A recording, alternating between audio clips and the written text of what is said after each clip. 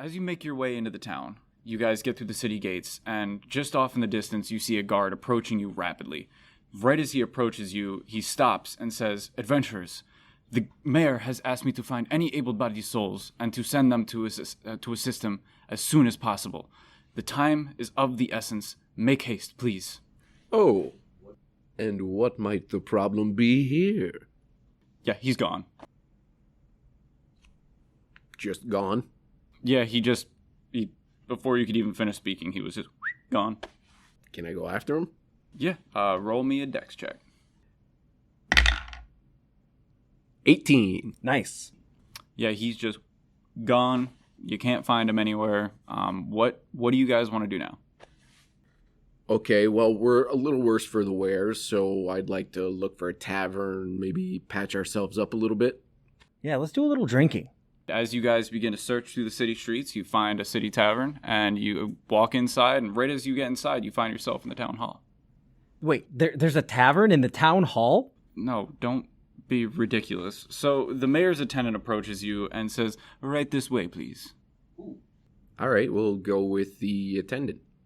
What's your name, good sir? It is Vecna, but that is not important. Please, come. Vecna? Who's Vecna? Seems pretty important. No, it's not. It's spelt with a K. It's a family name. But you guys enter the mayor's chambers, and you've now accepted the quest. Wait, we didn't accept anything. No, you remember, you entered in the tavern, and now we're in the cavern. Okay. What do we see? So as your eyes begin to adjust, you see what looks like a fair maiden chained to an altar, flanked by two menacing figures in front of a robed figure who looks to be reading from some sort of ancient tome with his back to you. All right. I want to stealth up right behind the figure in the robe. Give me that stealth check. 21. Roll initiative. Wait, that didn't work? So the two flanking figures run up to you and swing for a total of 54 points of bludgeoning damage. Okay, so what do you guys want to do? First I'll disengage. No. Attack. I'll attack. You feel this intense pain begin to rush over your whole body. And just as you feel your life begin to slip away, this light begins to open up in the ceiling, and from it drops down this majestic figure covered in this cosmic garb, wielding a purplish flamed blade. Good lord. After he dispatches all the villains, rescues the maiden, and carries you all out to safety from the cavern, he looks at you and says, "Good thing I was there to save you all, eh?" Best campaign ever.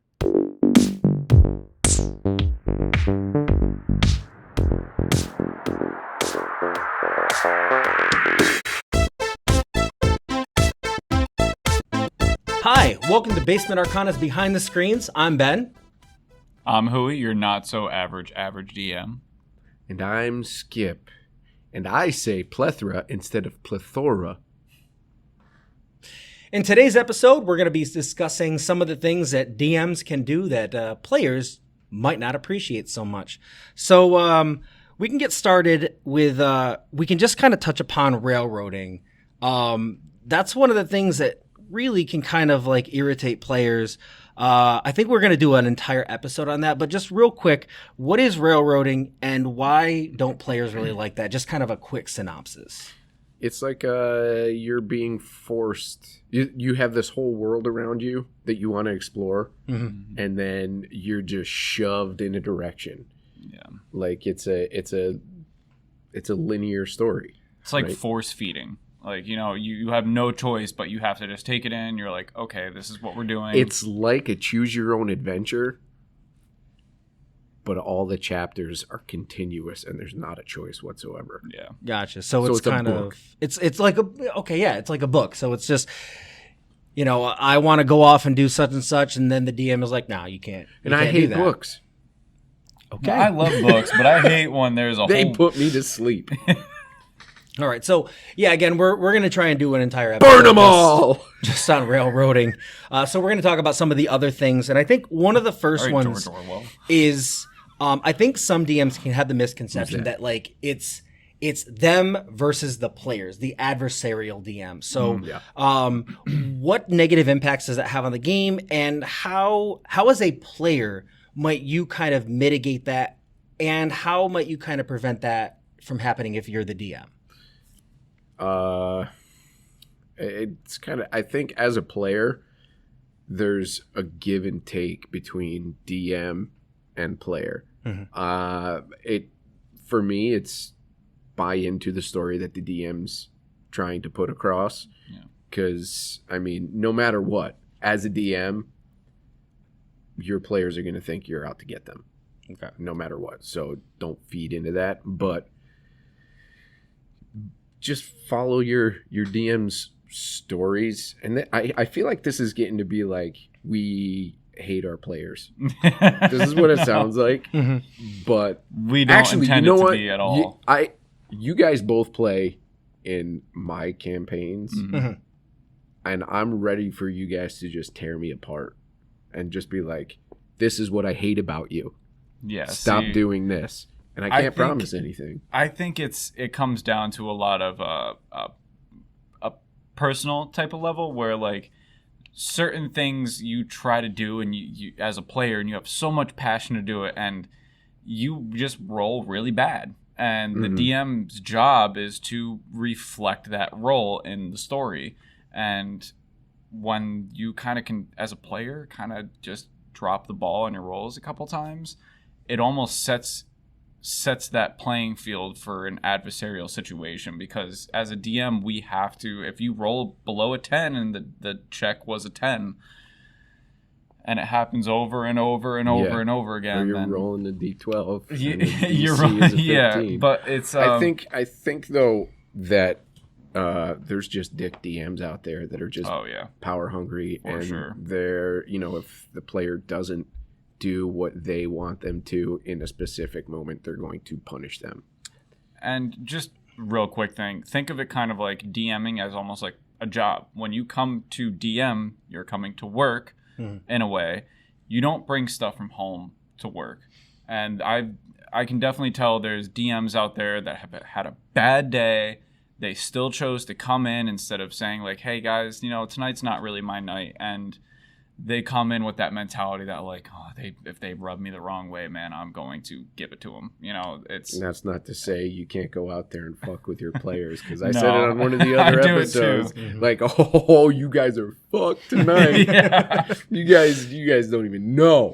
So you're saying that it can be a perception thing where you as a player can feel that the DM is being adversarial just because things aren't going your way, but that doesn't necessarily mean that they're actually being adversarial. But then there's a DM who they've had a bad day, like you said, and then they're just going to take it out on their players because they can't do it at work. Their boss tells them to do something, they don't like that, and it's not good. They can't do anything about their boss. But I am the god of this world, so I get to go ahead and do whatever I want. And so all you little peons are punching bags. Okay. So you want to do that? No, it doesn't happen.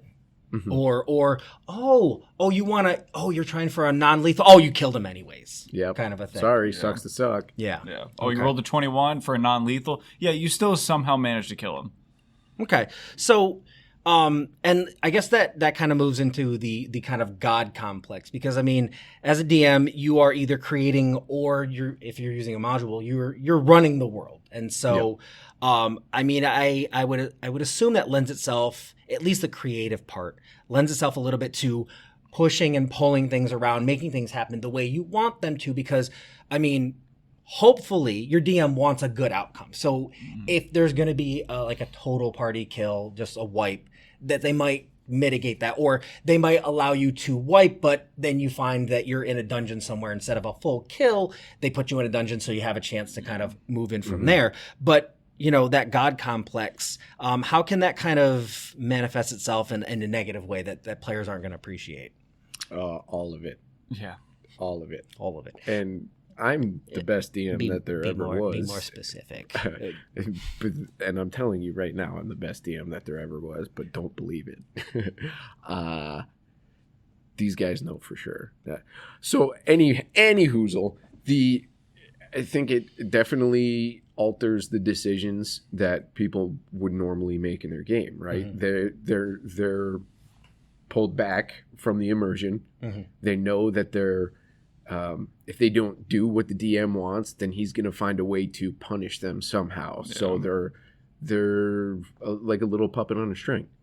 Right. Yeah. And it almost like leads into, I mean, in an offhanded way, railroading, because the players just assume like, all right, well, let's not go too far out of the realm here because God forbid we upset the DM. Mm-hmm. He's going to do something that just is going to, obliterate us. Everybody in the campaign that I'm running with you is like, all right, don't say anything. Skip's going to fucking smite us with his whole fucking fingers. Fury.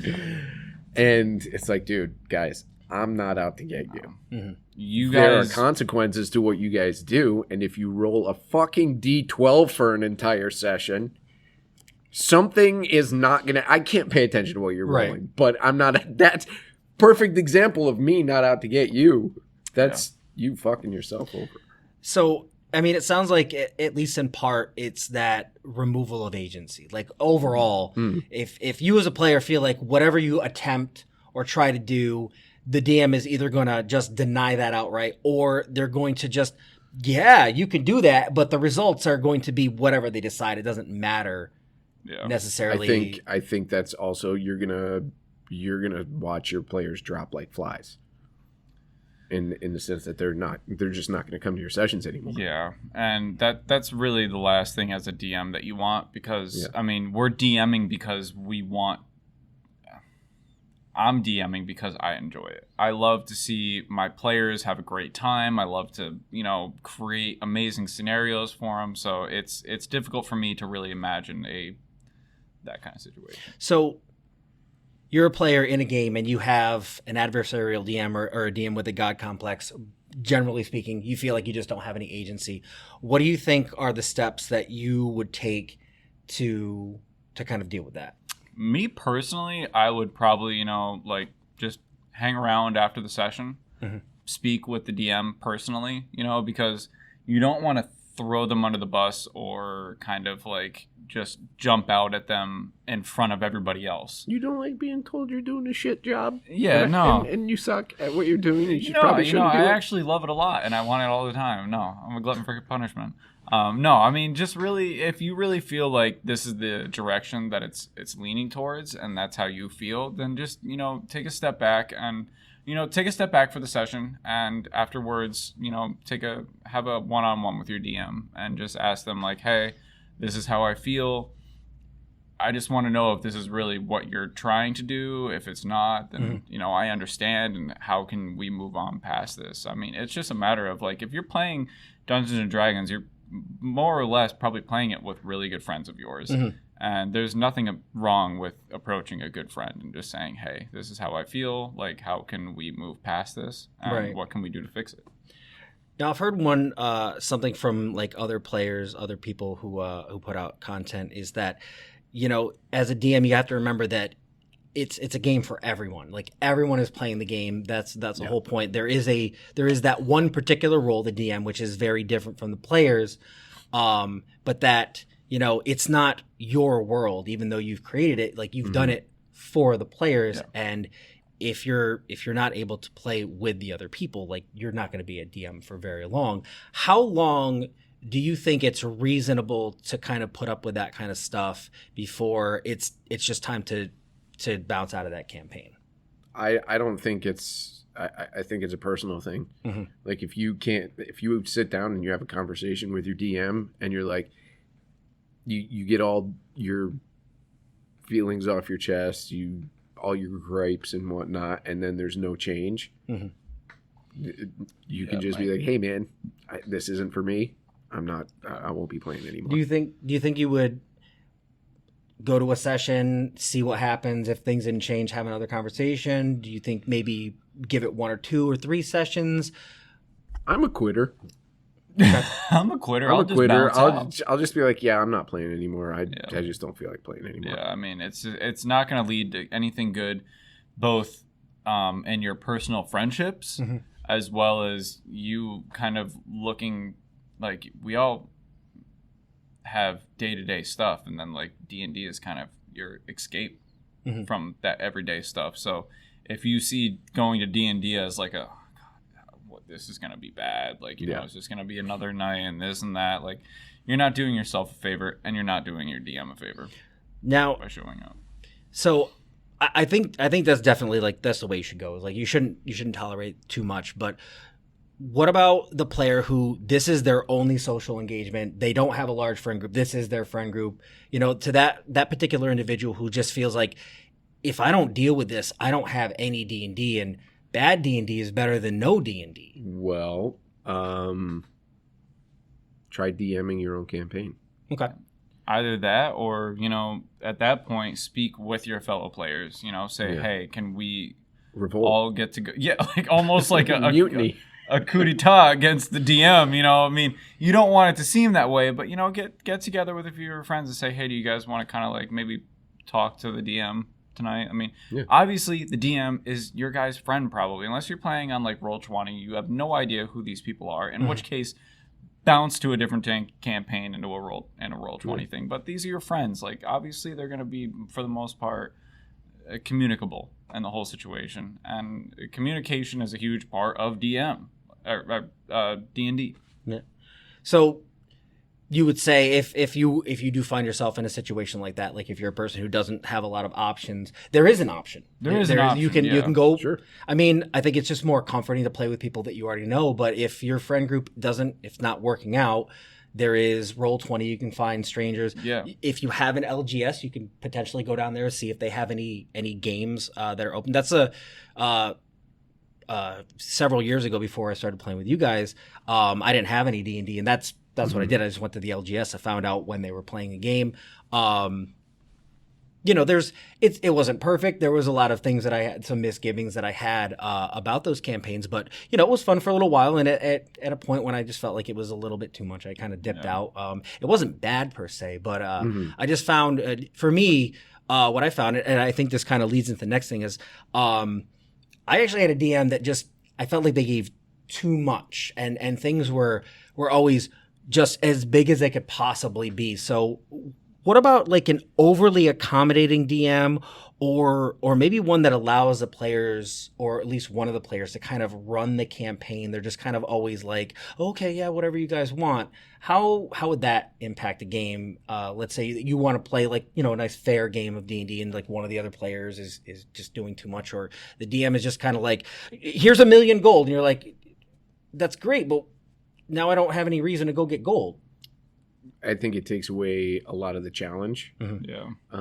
If your team or your party can just buy whatever they want at all times, then who's to say that it's not like an adventure at that point? You could hire out mercenaries at that point to do your bidding, adventuring, right? Mm-hmm. And you're just like, all right, well, what do you want to do?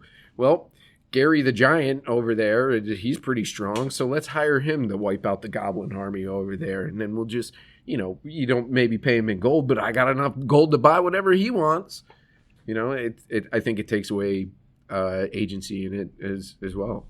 You know what I mean? Yeah, I mean, I made the mistake of probably the first like big treasure chest you guys got in your campaign was pretty hefty, but at the same time, like before I went to the next session, I thought about it. I was like, okay, what is a way that I can kind of balance this out? And I like kind of threw some things at you guys that were a little bit more expensive, and I knew you guys would just be like, eat right up. Yeah. So you guys spent like a majority of your money, and from that point on, I've kind of kicked down the whole like.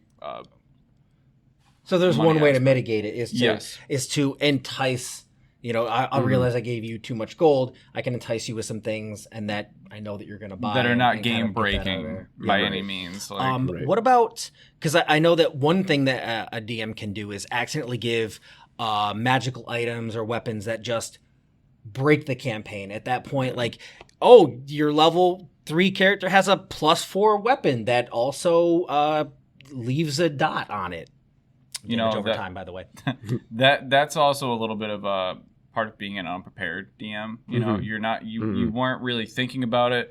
You just pulled up the magical item list and you're like, oh my god, I made this awesome encounter for these guys, and now I'm on the spot and I have to find something. And yeah, sure, here's your blade of destruction. You know, like, oh god, what do I do? And that's a moment where you can kind of just talk to him before the next session and say, hey guys, like, I was kind of on the spot. I'm sorry, but like, can we kind of like retcon this? And I found these things, and here's your options. You can choose from them. You're gonna. It's gonna depending on your player. You're gonna piss someone off. You're gonna probably really piss somebody off, but you got to talk to them and explain to them like, this is a game-breaking mechanic. Or you could break the weapon in the game. Which will just as well piss them off. Yeah. But your bow snaps in half, and now you have to get it repaired. Yeah. Now you have to earn the money to repair it. You got to find someone to do this, that, or the other thing. Yeah. So off the top of my head, and let me know what you think is like. You could so maybe you could limit uses too. You could just be like, all right, well now you can use this bow, but its effects only work between the hours of 1 and 3. Well, I was thinking that, and like, it might maybe, not work, just like the cable company. I was thinking that, like, you could potentially retcon it, like it can be a cursed magical item, like, sure. Oh, you just didn't realize this at that time, so it can be cursed, or it could be attached to a deity that maybe the first time you use it, or such and such time afterwards, the use it, and then the deity comes down and kind of allows you that moment to retcon that or kind of change that. Are there any other ways that you could in-game kind of deal with that?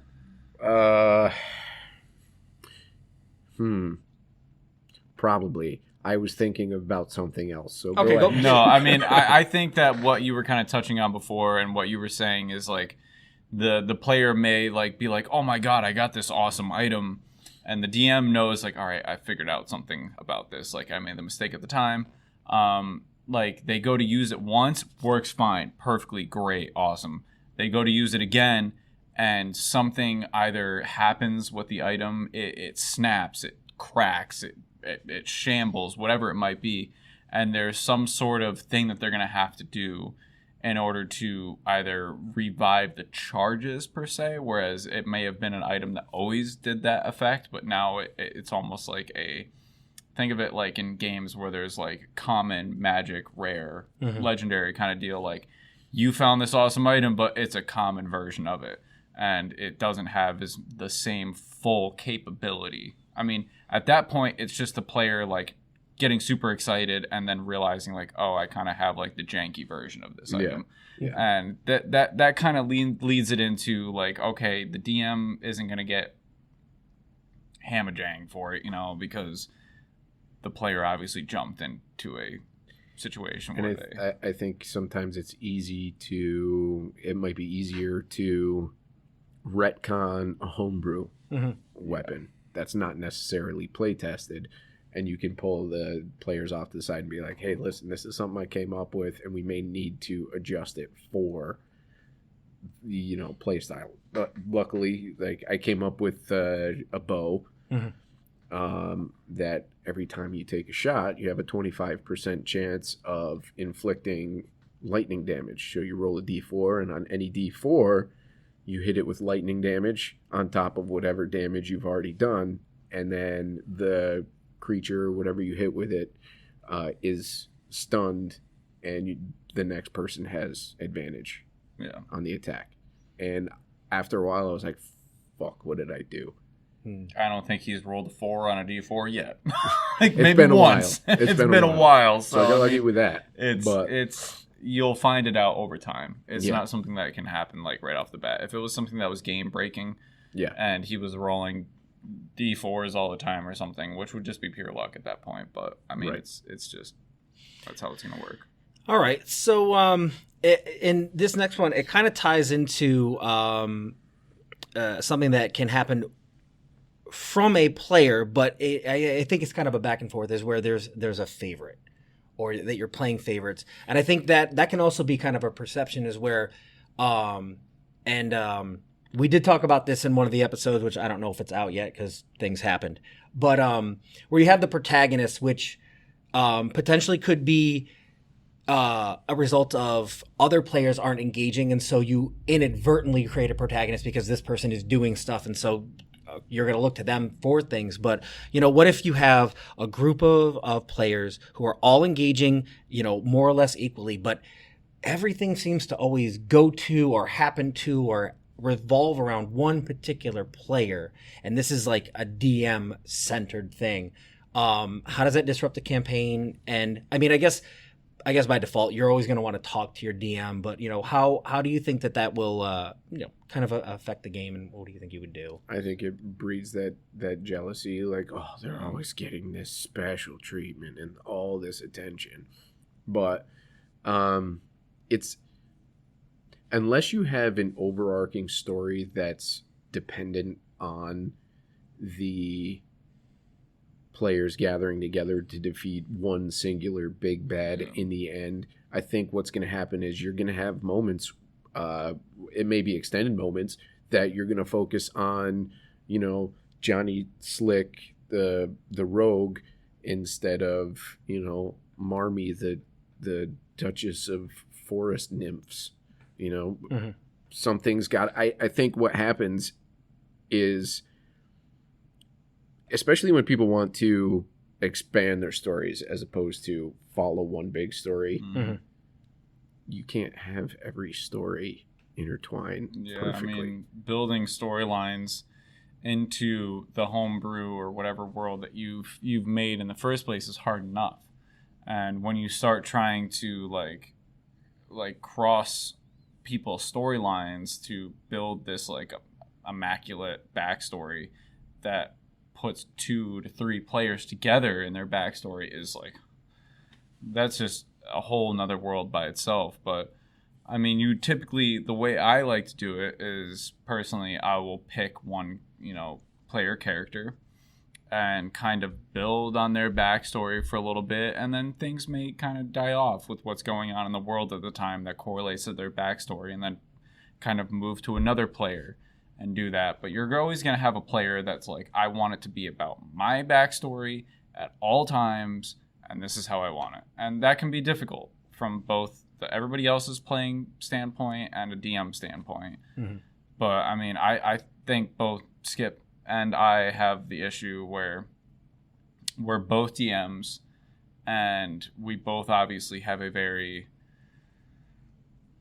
our brains are always working. So when we make characters, we make these we try to go all in about the backstory. And obviously a DM is going to be more lean towards a character that has a threshed out backstory, who has an open-ended kind of backstory at the same time that can be easily fed into the world that we're playing in. And I think both of us kind of get lashed back from our players that are like, why are we all playing his character story right now? Why are we all playing his character story right now? So it can create turmoil, but we're not trying to do that as DMs. It's just, when we first start a campaign, we're obviously going to, like a river, go for the easiest path. Right. And sometimes pick up with the first thing that we sometimes one of your players' backstories unintentionally meshes really well with the story you're trying to get across anyways.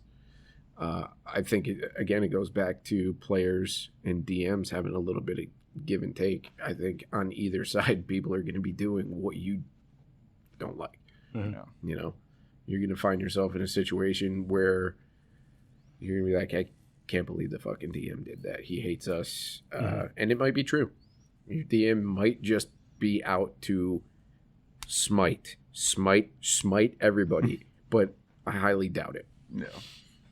So I've definitely experienced in a lot of the campaigns, I'm driven. I'm driven to do I whatever the DM has going on, I buy in hook, line, and sinker. I'm ready to do that because that's the whole point. You're buying in. But I always have my own personal motivations for my character. I don't try and have that overshadow, but for instance, in one of the campaigns that I had a bard, and that was the one where I got a lot of money, and I was like, well, what am I going to do with this? I decided to start a bard college, or not even a bard college, just like a college in general, and that we were going to use as our base. because I'm like, if I have all this, I want to do something with it. So I decided to do that, and the DM was like, oh, this is great. And so he kind of grabbed onto that and utilized that. But I find a lot of times is like, in some campaigns, it's like, okay, what do you guys want to do? And I'll even sit and wait, and nobody else says anything, and I'll like, okay, this is what I think we should do, and I'll keep going, and then I'll recognize that I'm the one doing a lot of talking, and I'll try and create space for other players. But if the players don't fill that space, I'm gonna fill it, and I know that the DM is gonna be like, well, I'm not gonna fight these 2 or 3 or other players that aren't doing it. I'm gonna go with the guy who's trying to do something. Yeah. And so I feel like a lot of times it's inadvertent, but I think players can kind of look at that and go, well, how come all this is going on? And it's like, well, you gotta speak up. Yeah, you can't just sit with your nose in your notebook sketching little doodles and expect to be a part of anything. What I do like to do sometimes is if I notice that other people are off in the sidelines, I'll do my best to reel them in and be like, okay, so while so and so is doing this, what are you guys doing? And when you get a response that's just like, oh, well, I don't really know. I'm just kind of just waiting for him to do his stuff. Then it's like, all right, well, I'm going to go back to dealing with him. Yeah, and we're doing what he wants to do because you guys haven't given me anything. He's being interactive, whereas you're being just completely inactive. 100% reactive or inactive. That's in the couple times that I've DM'd, that's something that I've tried to be wary of is, if somebody does something, I go, okay, what do you want to do? And I don't let them actually like go through the whole thing. I just ask, what do you want to do? Okay, while they're doing that, before they even have a chance to describe it, what are you going to do during the time that they're doing that? And I just always try and like, for the next 5, 10, 15 minutes, what are your actions? What are you going to do? And sometimes, I think it sometimes is valid for a character to go, I'm just going to go sit off to the side. They might not legitimately have anything, depending on the scenario. But my hope is that if I continuously do that, that will cause the players that aren't engaging as much to start thinking more and more, he's going to ask me, what am I doing for the next 5 minutes? And maybe get them to go. It doesn't always work. Right. Are any other thoughts on how to like mitigate? I feel like that's not necessarily like always a DM thing. I think it's a back and forth. It's definitely like you're going to take the path of least resistance as a DM. Like I said before, but I think also you're as a DM, after you played a few sessions with a group of players, you begin to see the people that are they're almost like afraid to kind of interject or put their input, and you can pick up on that. And there's also people that are kind of more of a laid back, disengaging. So like there's a difference between like the afraid and the just kind of laid back, disengaged. And I like to try to not kind of almost like throw them into a situation where they have to communicate, but kind of give them the idea that like, hey, this option is here. And what I kind of do in my campaigns is do like dream instances where I kind of go around the table to random people on nights of like rest. Like if you're doing a long rest, I'll go to a dream kind of instance where I'm like, all right, hey, Frick, this is the dream that picks up and this is what starts happening. How do you play about it? And it'll be like a quick, 5-minute kind of deal where they go through that and I'll pick another player. And sometimes I will pick that person that really hasn't been engaging too much over the past like session or two.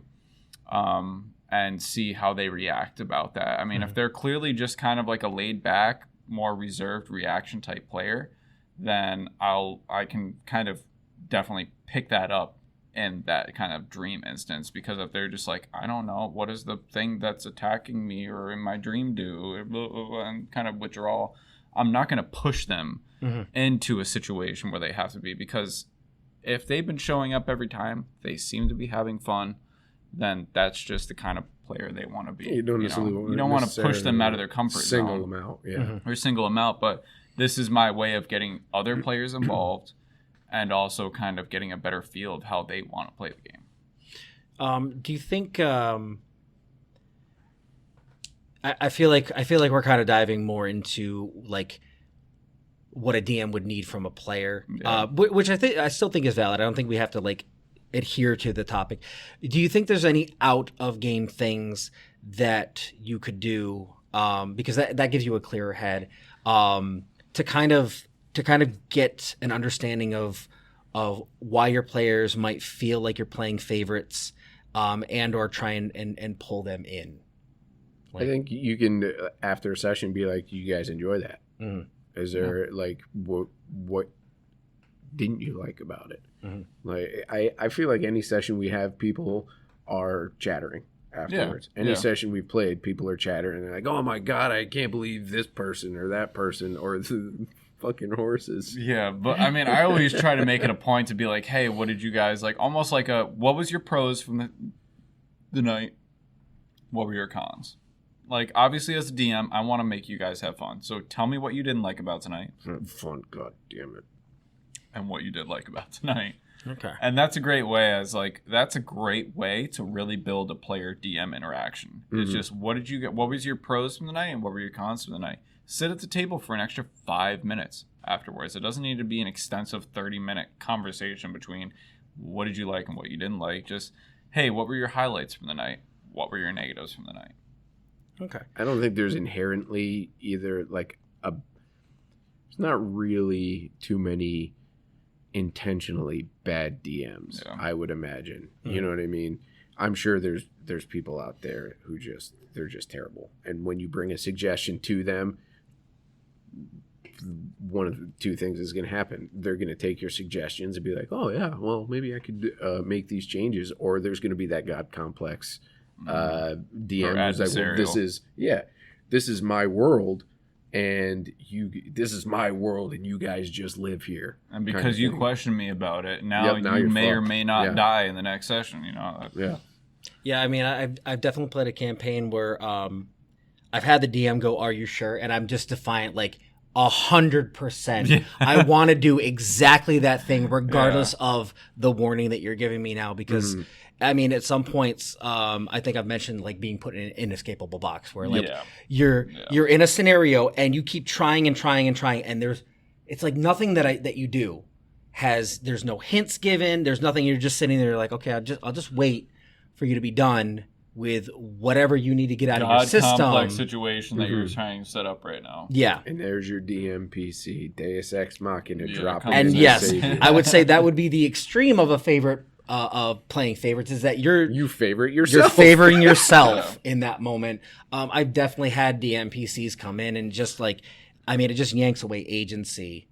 Because you want to be the hero, and there's a superhero in there, and I mean, in that scenario, I'm just like, well, why am I doing this? Like, there's clearly someone way more powerful. That's like, all right, if this is a world-ending thing, it seems like that person should be doing this quest. Why aren't they doing that? It's like Halls in my campaign. Like, immediately everybody picked up on the fact they're like, all right, well, this is the DM's NPC. He has to know everything. Mm-hmm. Well, how strong is he? Was he a higher level than us? Is he a lower level? I was like, you have no idea what level he is. All you know is he was just a simple soldier before. Man, and now the guy wants to just fucking work on flowers. He just wanted now. to work on flowers, and then everybody wanted to know where he was at. And I was like, "You guys want to know where he is?" Blah blah blah. He is in the guards and soldiers training facility, training like the rest of all of them. Like he knows nothing more and nothing less than what you guys know. Probably a lot less, but in a tight bind, he may show up to help out a little bit, you know, and that's all he really is there for. Now I have a question. What do I do that bugs you guys? Show up seat. Mostly. Oh. Yeah. It's when you're in the room. Why are you here? Well, that's... I'd enjoy it if you just scooted like at least a foot or two over. Let's see. Let's check that. Yeah, about 3 feet to the side would be just perfect. You just all right. So I think we discussed. You see that they're all afraid to say things to me. Well, I haven't played in your campaign enough. That's true. To to get a real idea. It's still very early on in that campaign. Yeah. Very, very. We only had like 5 sessions before that, and they got nowhere. Yeah, and I think we've had 3 sessions, but it's been like there was 2 weeks in between. Yeah. 2 or maybe even 3 weeks. I can't remember. Yeah, something along those lines. By the time we got there, I was like, we were in a desert in a tower. And I was like, I don't remember. Yeah, now you got some cool horses. Yeah, now I got some cool horses. Give your players horses, and it will make them the happiest individuals. Speak with animals is great until your DM decides that they want to punish you for having taken that. It's not what happened. If you want to talk to an animal, you may They're just not smart. They're just not. They have a -4 intelligence. It's true. All right. And damn it, I'm gonna play that up. God you know what? Damn you know it. what? I'm gonna switch it up on this. Tell me about a time that you came unprepared and it sucked for the players. Yeah, I can take the helm on that one. So I decided one night that it was a pretty rough week at work, so life outside of DM, and I came in to DM one session, and boy did he. Yeah, I came in. I mean, I was prepared that night, and I had a whole session set up. Combat. So you had the stuff that you needed to run the campaign. Okay. As well as like a 6-pack of beer of high octane jet fuel. And I proceeded to finish those and then continued on to ask my players if they had any extra beer. And by the end of the night, I honestly have no idea what happened. I had to ask old Skippy here to bring me home. I was taking notes. He took notes, and the next he fell over mid-sentence. Yeah. The next session, I came in, and I had to literally have my players rebuild my whole session for me. I was like, what happened at this point on? Because this is the last point I remember. So that was definitely a situation where I was like, oh, shit. You know, that was an oh, shit situation where I literally had to have my players like, you guys could have told me whatever. I could have given you as many magical items as you wanted to really have, but you gave us all this page. Yeah, this everything. And this one here too. And everything they told me, I was like, I wouldn't do that. And I was like, or would I? Holy shit! Like, how much did I drink that night? Rewind, playback. All right. That's my input on so that. So it was you weren't unprepared. You became unprepared. Extremely unprepared because I was like, I don't even know what to write for the next session because I don't know what I did. I didn't know where I ended it, and like I got from 3 different people that were like, "Oh, this is how you did it. Oh, this is how you did it. This is how you did it." So I came into the session. I was like, "All right, listen, rewind. This is where we're gonna pick up from because this seems to be where the 3 people told me stuff that kind of links up, and that's where we're gonna pick up from." And that was the last night that ever happened. Yeah, when you forget things that you've told us in the story. Yeah. Like sessions before, and you're like, wait, what? And then you're giving us different names. Yeah. For people. Yeah. All right. Skippity skip up. I'm flawless. Flawless victory. You've never been unprepared? Victory. I'm always unprepared. Yeah. So you just live in that zone. I kinda, yeah. Okay. He's told me like 3 times before, like, I have nothing for tonight, but it's gonna be a great session. Yeah. Well, so like I said, like for my campaign, it started out with myself as the DM coming up with ideas for what I was thinking. And it's still going on in the world in my head. But the players are, they gave me their backstories and I gave them options to follow these backstories.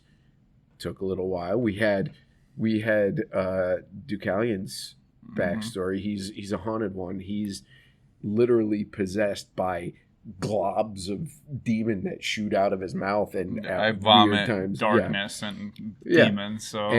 So they had the option to follow the path set out for them to try and find out what's going on with that.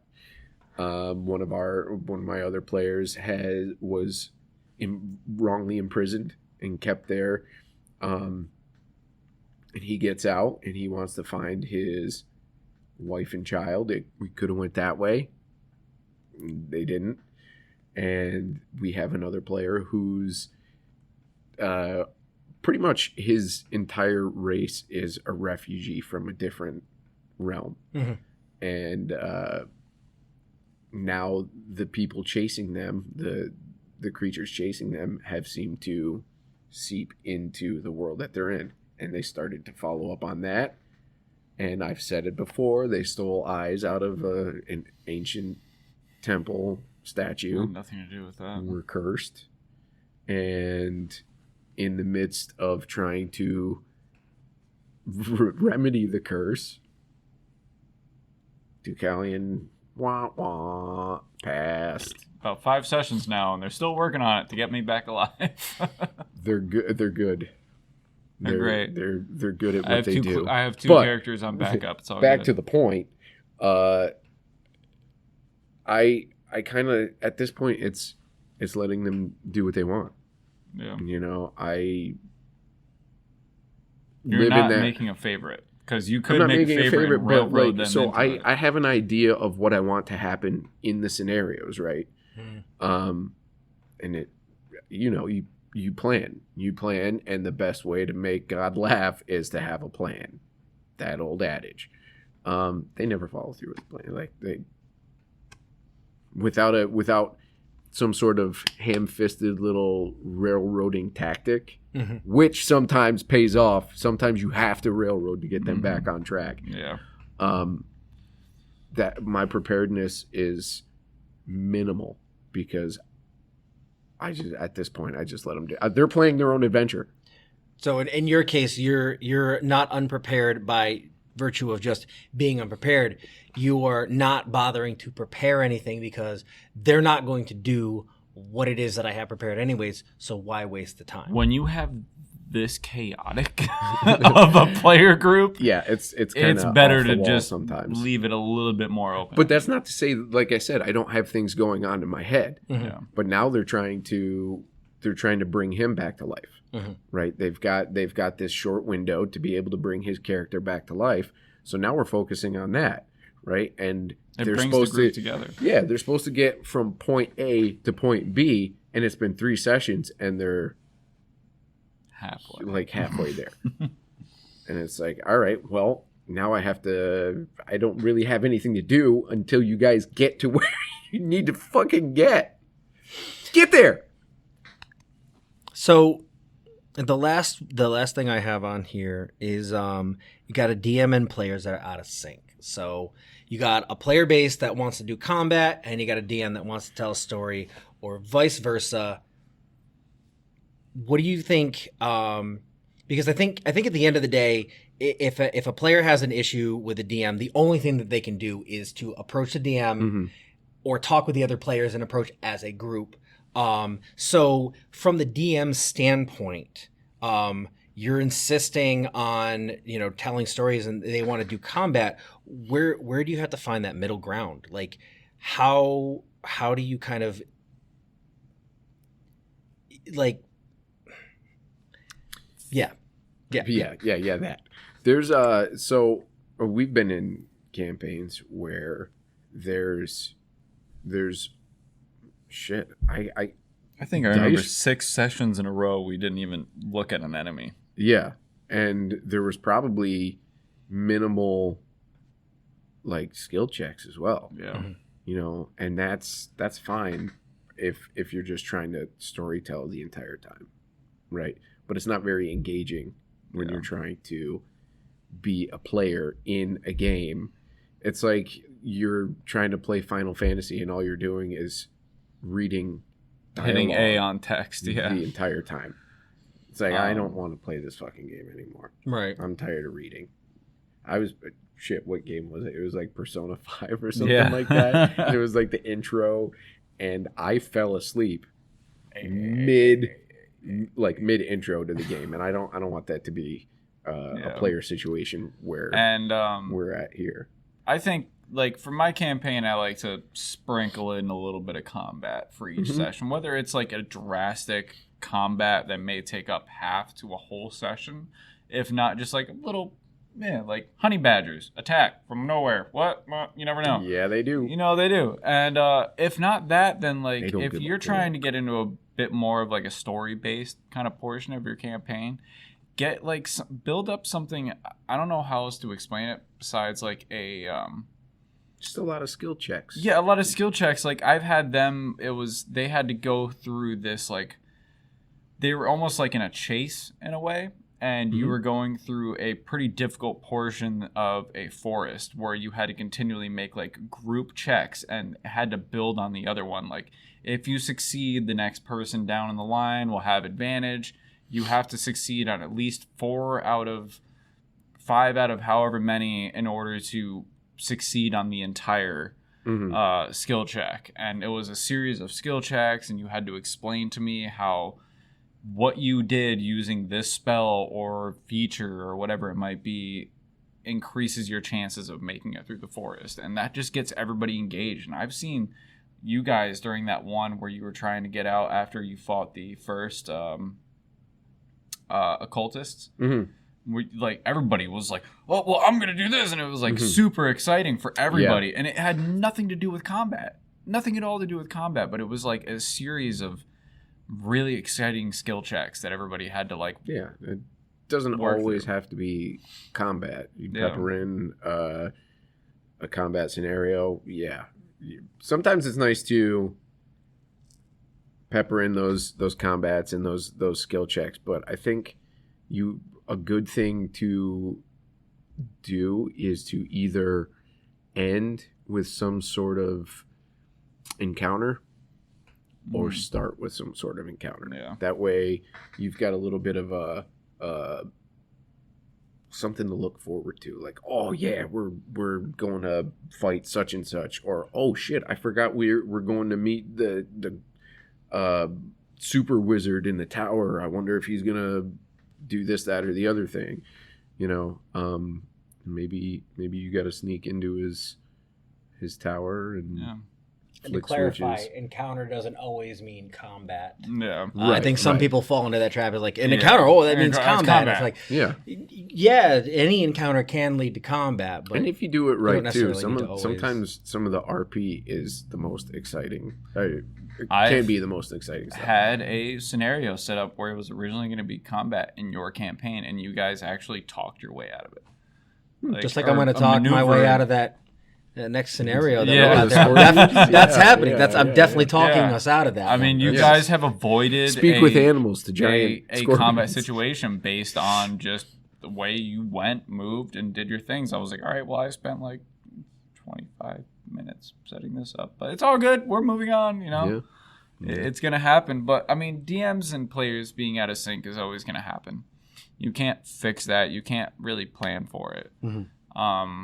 But the best you can do is just try to like gauge, as a DM, gauge where your players are at. See like if you can definitely tell they're starting to really drift away. Yeah, it's pretty obvious when you have a guy leading back and he's on his phone the entire time. Yeah, or falling asleep. Or falling asleep. Yeah. Or as a player, you can tell when your DM is kind of becoming disinterested because there's just they keep throwing all this stuff at you and you're just not really doing anything that they're trying to have you do. It's hard to explain. I would imagine that this is probably something that you kind of have to just get out in session 0. Like, this is the campaign I'm running. What campaign are you looking for? It is a session 0 thing, and I hate to bring it back to it because I think we brought session 0 up in almost every campaign, or every episode. But it's fucking important. It's important. It tells you how important the session 0 really is. It really is. Outside of that, man, like, I think the biggest thing, and throughout all the episodes that we've done so far, I think there's a big tie-in to communication with your DM. Like, if you're not feeling this, that, or the other thing, that I don't think there's necessarily a bad player. There's not necessarily a bad DM. It just comes down to communication and who you want to play in your story and who's a good fit for the campaign you're trying to run. Yeah. But, you know, there's always the exception to the rule.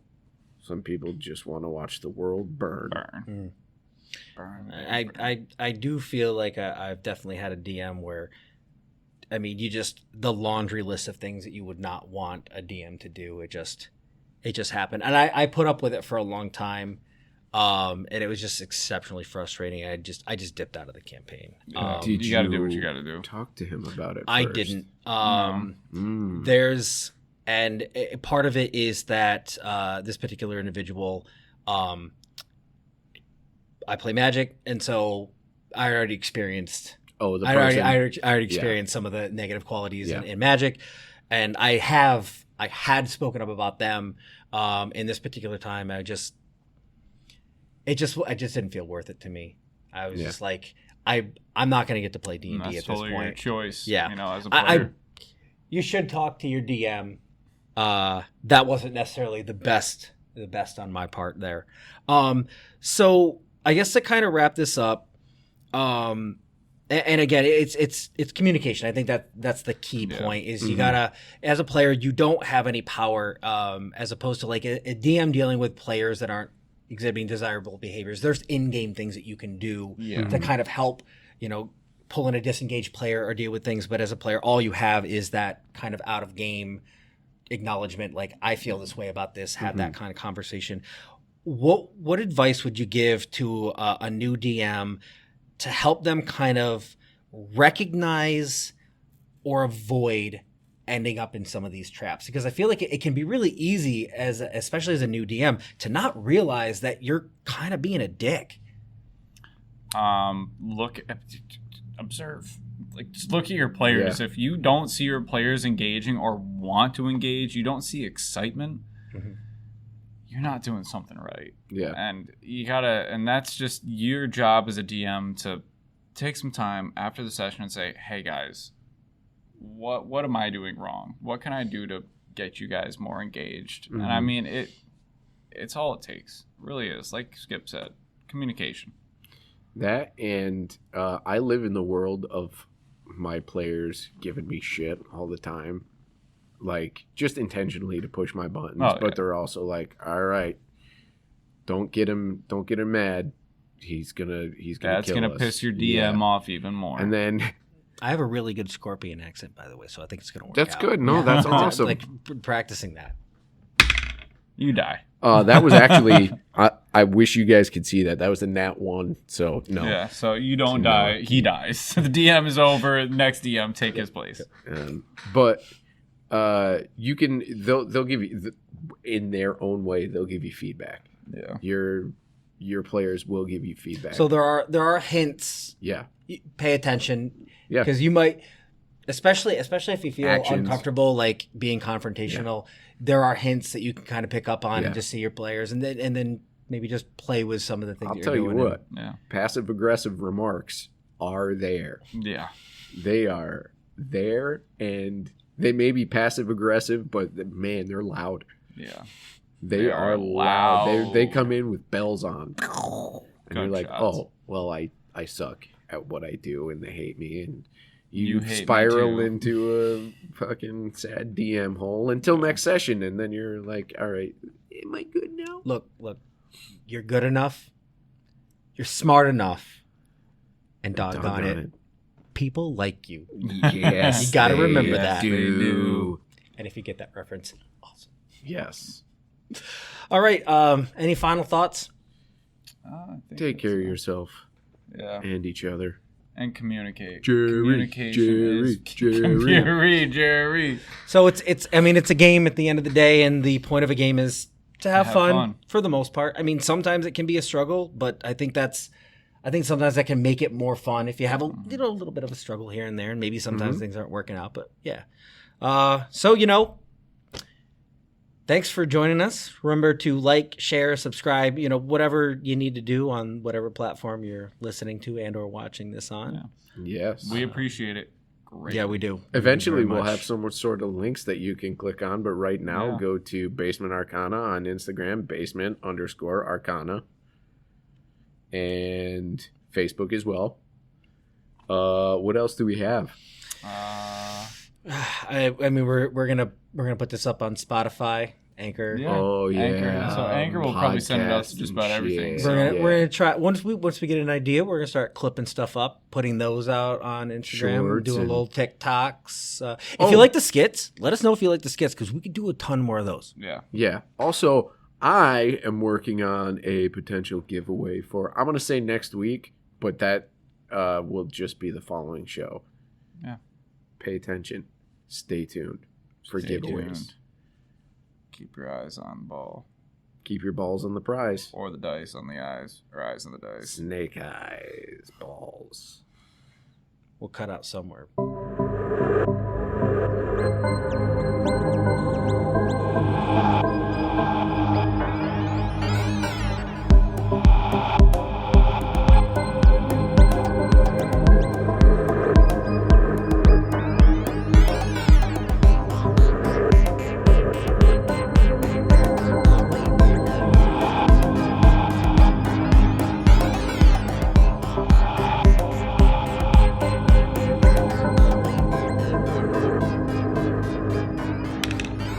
Haha, 18. That's what I'm talking about, baby!